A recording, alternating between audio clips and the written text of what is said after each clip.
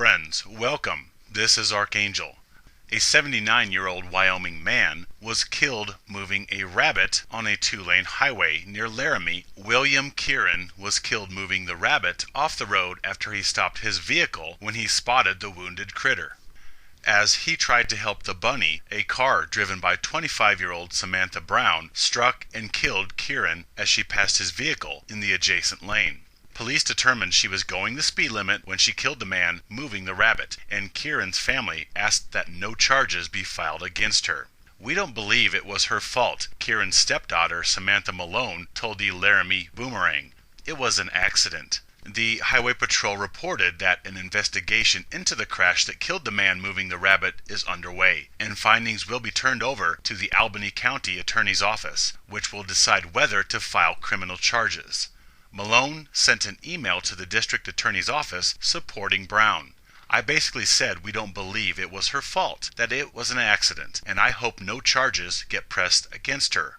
Malone said Kieran was a Cheyenne native, a Vietnam veteran, longtime Laramie resident, and an avid outdoorsman. Kieran helped raise Malone and her siblings from a young age, and she said she was not surprised to learn that he was killed moving a rabbit out of harm's way. "He doesn't want to see animals suffer," she told the newspaper. "Dad was trying to make sure a rabbit that was hit was not suffering. He was a wonderful man and will be missed." Malone is organizing a memorial for the man killed moving a rabbit, and is also trying to reassure Brown that her family feels no ill towards her for her role in what is ultimately a tragic accident caused by a kind-hearted man doing what he felt was right. "We just wanted her to know we don't blame her," Malone said. "She had a lot of guilt and we felt sorry for her. We told her if she needs anything to call us." Unfortunately, there's no happy ending here. State troopers found the rabbit barely alive on scene and had to put it down. Okay, so here we have a bloodthirsty, raping, plundering murderer who sees an injured rabbit on the side of a highway, and rather than pass it by and go on about his day, because there is reality TV to watch and fast food to eat, he instead stops to see if the animal is suffering. Well, gee, that's strange behavior from a self-interested evil knuckle-dragger. To actually have thoughts of concern for another creature who is not him, let alone have the concern enough to act on it and stop to check the animal's condition. I mean, there are government employees paid to remove carcasses from roads. It's not his concern.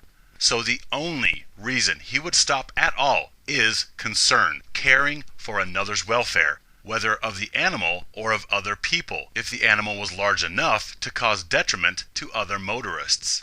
Males are such deeply feeling beings. Some inevitably twist this predisposition for caring into selfish pursuits after being told for years that they are rapists and murderers. However, all males do have greatness inside them, and care of others is merely one manifestation of male greatness. Moreover, his advanced age does not matter. I'm sure he had plans for the rest of the day and loved ones to enjoy the company of well into the foreseeable future. And it's not that he did this thinking it was a risk-free action. I'm sure he knew full well that getting out of his car on a highway carried inherent hazard from motorists flying by at highway speeds. So stopping to check on a squashed rabbit carried inherent risk. And there was no incentive to do this other than his caring, his concern of another's welfare, let alone a being not of his species, and thus had no importance in the species continuance of Homo sapiens. Males showing concern for animals, let alone risking their lives for that animal, demonstrates male altruism. His actions supersede nature or the species procreation arguments of males risking life and limb to protect and provide for the biological vessels of their own species. Males dying for the benefit of an animal who cannot even comprehend the magnitude of this human sacrifice.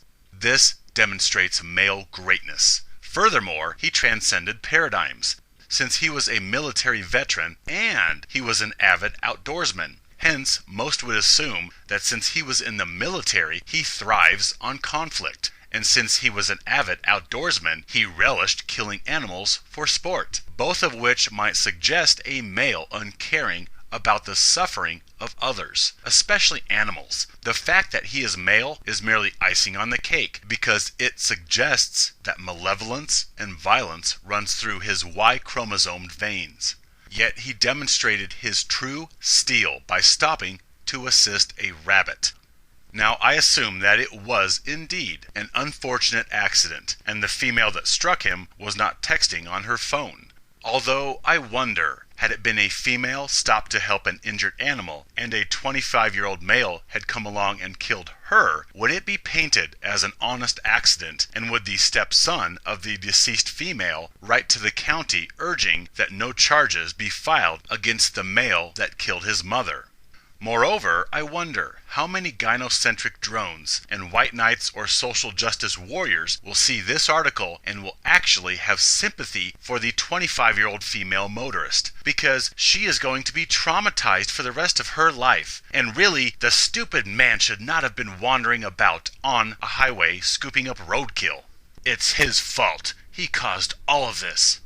You'll notice a good portion of the article I read to you deals not with Mr. Kieran's likes or hobbies or childhood pets or his surviving family members. Rather, it deals with the female who struck and killed him, as well as the deceased's stepdaughter talking about this female. On and on. Oh, we don't blame her. Oh, we've asked the county not to file charges. Oh, we've told her to call us for anything. It seems the sympathy is placed on her and not the victim. Interesting. How many will look to find sympathy for her and blame him in some fashion, rather than see this male demonstrating his amazing beauty by exercising compassion upon a fellow being of planet Earth?